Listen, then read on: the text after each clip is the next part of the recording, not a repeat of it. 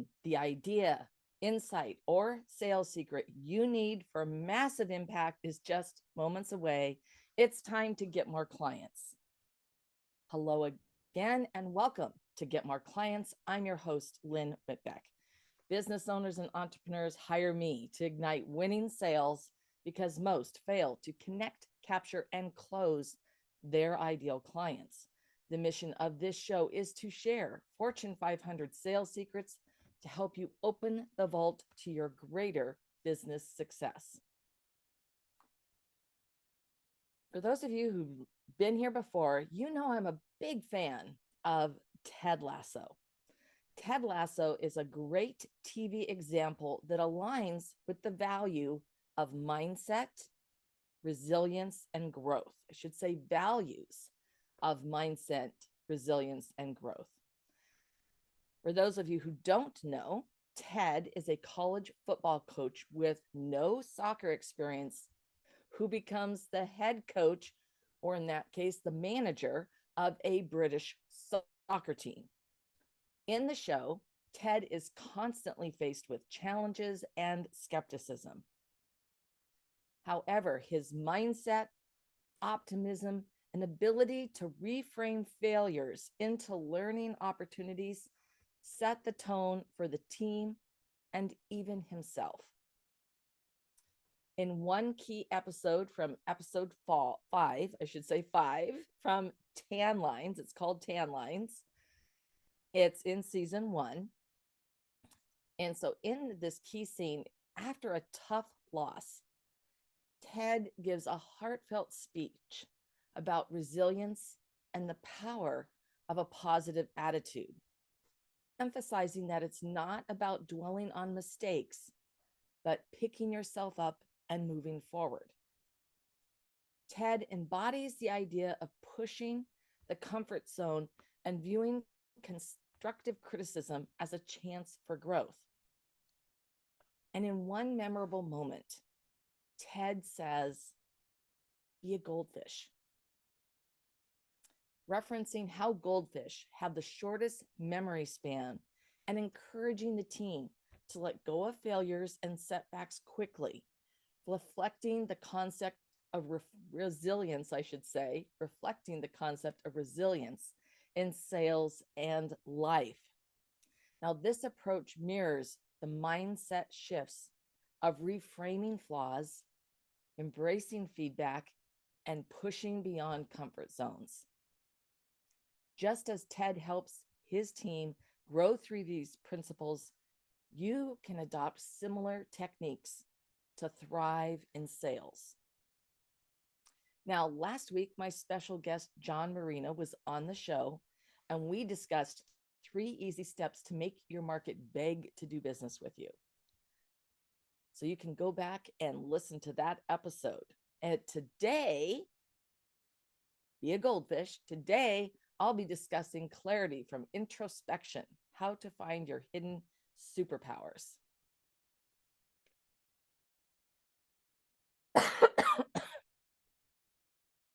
Sales success truly rests in your mindset. You have to be resilient. Let go of that no on Friday afternoon. Gosh, why is it always Friday afternoon as you're headed into the weekend, right? Be a goldfish. Pick yourself up and be ready for the next sales conversation. There are a number of mindset exercises you can use to strengthen your resilience and improve your ability to bounce back. This will not only improve your sales, but provide a beneficial boost to all aspects of your life.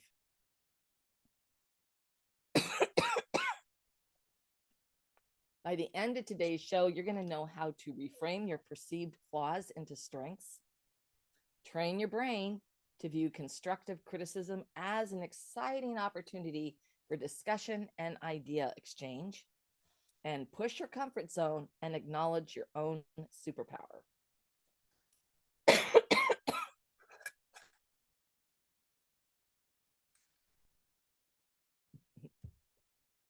By learning now to reframe your perceived flaws and to strengths, you can get out of your own way and better focus on your clients. And when it comes to gleaning the good from constructive criticism from our clients or peers, our boss, it's a game changer for your personal and professional growth.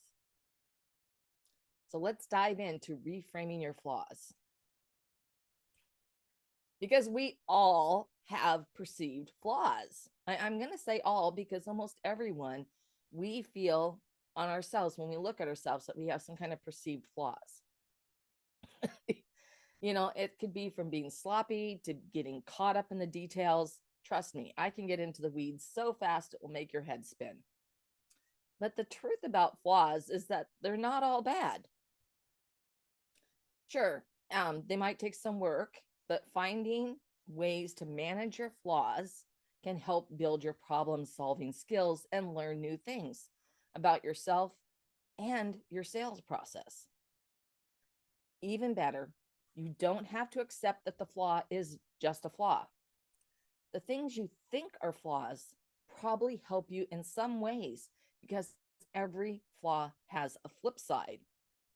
Just like a coin, it has a heads and a tails, and you just have to flip it around to see the benefit and that characteristic, how it is a benefit for you. For example, maybe you're shy, but you're also an excellent listener. Being an excellent listener is so important in sales. Remember, you're wearing your detective hat. So look for the good in every bad and consider how these flaws are actual strengths. An introverted artist, I know, has the ability to listen and understand her client needs. This underlines, I should say, how a perceived weakness can be flipped into strengths to boost professional development. Ignoring this could have limited her potential and creativity. Another common perceived flaw in sales specifically is being too pushy or not confident enough in presentations. Those are two very different things. This perception of being too pushy or not confident. By reframing these as strengths, you can shift your mindset. For example, if you tend to be cautious in conversations, that might be a sign of thoroughness and a listening focused approach. These are traits that clients appreciate. So to gain clarity and see your hidden superpower, I'm going to have you try this exercise.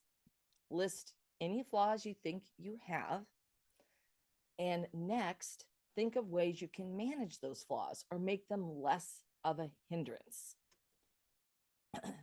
And then finally, you're going to look for the good. What's the flip side of that perceived flaw? So literally, you can take a sheet of paper and on one side, list any flaws you think you have. And then on the other side of that, right next to it, how can you manage the flaw? And what's the good? Where's the positive in that? By taking a closer look at the things you perceive as flaws, you're likely to find some handy skills and impressive strengths. When you see your perceived weaknesses as advantages, your confidence will grow. You're going to project authenticity, which builds trust with your clients. And this can lead to deeper relationships, increased trust, and ultimately more successful sales.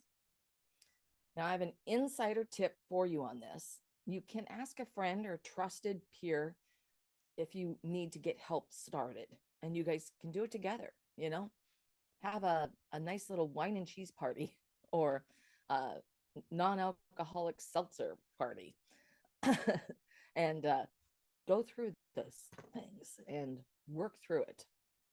It's a great exercise that will help you.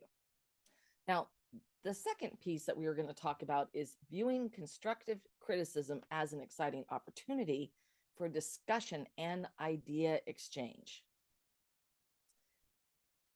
And this is really about receiving, processing, and growing from constructive criticism. In sales, you often receive feedback from clients, peers, or supervisors, partners. Instead of viewing it as a threat to your abilities, you should treat it as a learning opportunity. For example, when a client says, "I'm not interested," instead of internalizing it as a rejection, you can see it as a chance to ask more questions and gain clarity about their true needs. Just because someone's not interested, it could be because they don't have enough information, you haven't presented it carefully, and maybe it isn't a fit for them, but they may know someone it could work for, and it's another stepping stone for that relationship. Now, receiving constructive criticism from your clients or your peers, it can feel like a personal attack. However, it's really a sign of admiration and respect. See what I did there? I just flipped that. It's not a personal attack. They actually give a darn and they want to help you, right? So you can use the following exercise to process constructive criticism the next time you receive it, or think about something that happened where you perceived it as potentially a personal attack, but it was constructive criticism. So this is the exercise. And what you're going to do is write down the situation. What was being criticized? Don't take it as it was about you. It was about what was going on, what was being criticized. While constructive criticism demonstrates that the critic sees your potential, your feelings don't always reflect that, and that's okay. So the second step is to express your emotions and then reflect on the criticism. Ask yourself, can you see the critic's point? Are there any points you don't understand or don't agree with? Write out your feelings about the criticism, then your reflection regarding the criticism. Really tap into your feelings. We're human beings, we're emotional creatures, and understand where those feelings are coming from can really help in this process of opening up to receiving input and feedback. So step 3 is to identify any points that you'd like to clarify, right? Because we already talked about what did you not understand or what did you need more information on? Because now's the time to ask when it's relatively fresh. So write down the questions you'd like to ask the critic and get their feedback. Now, here's some more ideas to get you started in this particular case. So if you're going to ask questions from the person who gave you the constructive criticism, can you tell me more about what you mean by XYZ?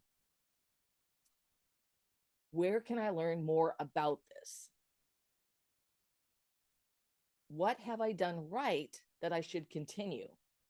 All right. So if you don't have other questions, you could ask this last one. What have I done right that I should continue? It is a great way to, once again, to reframe that and get some feedback that is positive. But while still understanding that constructive criticism is there to help and support you to grow, to do better. Asking questions can make you more prepared to make the suggested improvements because you're opening yourself up to a dialogue. It can also boost your confidence by highlighting what you did well and learning why your critic thinks certain things about this situation. So I've given you a bunch of tips. Now the key thing is to have the conversation and ask your questions.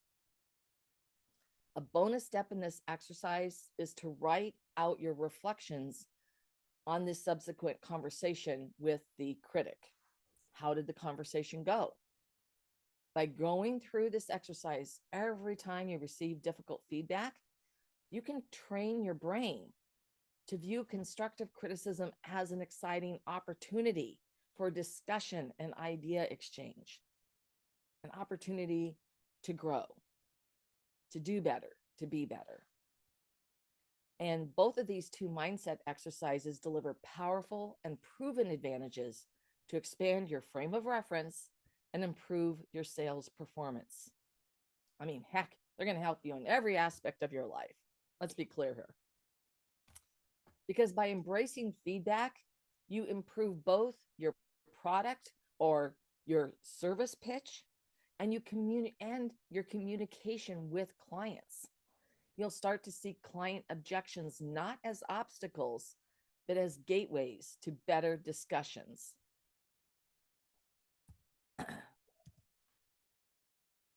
And ultimately, this leads to more closed deals and stronger relationships. Now, the third point that we're going to talk about today is pushing your comfort zone and why it's a superpower. Your enthusiasm and receptivity to pushing your comfort zone really is a superpower. To see beyond your paradigm, to be open to retraining your brain. It's to do better, to be better. It's about rebooting your mindset.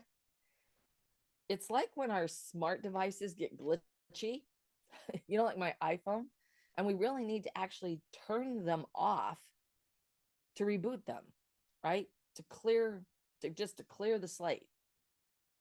And it's the same thing so that we can clear our head when we reboot our mindset. In sales, we often get stuck in routines, calling the same types of clients, using the same pitch.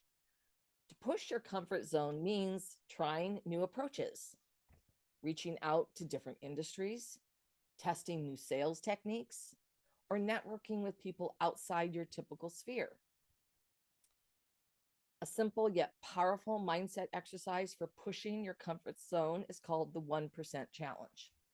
Now, this approach encourages small, manageable changes that over time can lead to significant personal and professional growth. So here is the 1% challenge exercise. And I challenge you to do this 1% challenge.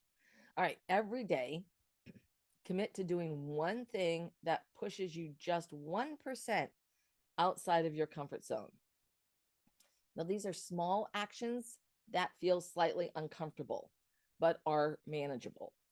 The goal is to gradually expand what you're comfortable with without overwhelming yourself.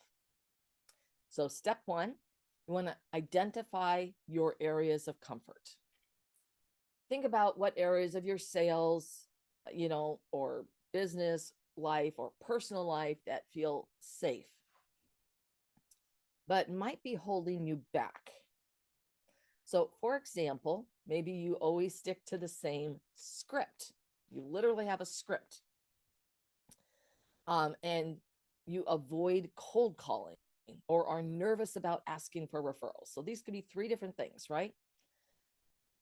And step 2 is to choose a small stretch goal, right? So pick a small specific action that's just beyond your current comfort level. Now, with the cold calls, it could be making 1 cold call per day. Just do it. It could be reaching out to a prospect in a new industry. It could be asking for feedback from a colleague. Like, you're going to open yourself up to constructive criticism. You could also offer a client, an existing client, an additional product or service they haven't considered. You could ask a past client for a referral. All right. Now, step 3, there's 5 steps. Set a daily challenge. So every day, take 1 small action that pushes your boundaries. And once again, it does not need to be a huge leap. In fact, it shouldn't be. It's a small step, just enough to feel slightly uncomfortable. And the consistency is the key to do this every day. And step 4 is you're going to reflect on your growth. At the end of each day and at the end of the week, reflect on what you've learned from pushing yourself, making that single cold call every day. Did it feel uncomfortable? Did it lead to new opportunities? How did you feel afterwards? How do you feel now? Now, step 5 is to adjust and expand. So as you grow more comfortable with these small changes, you discover making a cold call isn't scary anymore. You can pick up the phone and make a cold call. You're going to increase the difficulty by pushing your boundaries a bit more. What was once uncomfortable will start to feel normal, and you can continue to expand your abilities. So pick something new that you need to push on. This exercise is great for getting past fear, building resilience, and continuously expanding your skills. When you step outside your comfort zone, you're going to develop new skills and gain access to previously untapped markets. You'll also discover your unique selling style or superpower, whether it's the ability to build rapport quickly, making those cold calls, or explaining complex products simply, or closing deals with creative proposals. Expanding your abilities can lead to exponential sales growth as you uncover more opportunities. The principles of mindset, resilience, and reframing will directly impact your sales success. By adopting these mindset shifts, you become not only more effective in sales, but more fulfilled, motivated, and capable of long-term success. Resilience, such as the ability to handle rejection, that no on Friday afternoon, and a focus on continuous improvement, creates a strong foundation for thriving in a highly competitive arena. Sales success driven by these mindset principles, pushing your boundaries, doesn't just affect the bottom line. It enhances your resilience, communication skills, and ability to adapt, all of which benefit every area of your life. As you master these skills in a sales environment, you'll see similar positive outcomes in your personal relationships, problem solving, and self-confidence. What was your biggest takeaway from this episode? I would love to hear about it.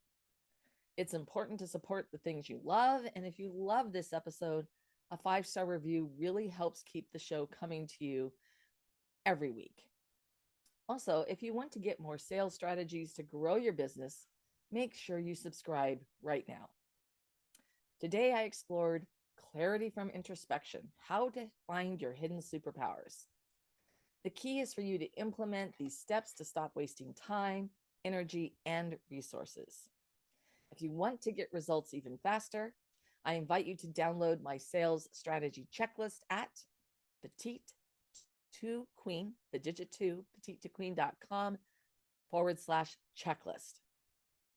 Next week on Get More Clients, I'll be sharing imposter syndrome, be gone, how to confidently follow up in sales. And this has been Lynn Whitbeck, host of Get More Clients, and I will see you next time.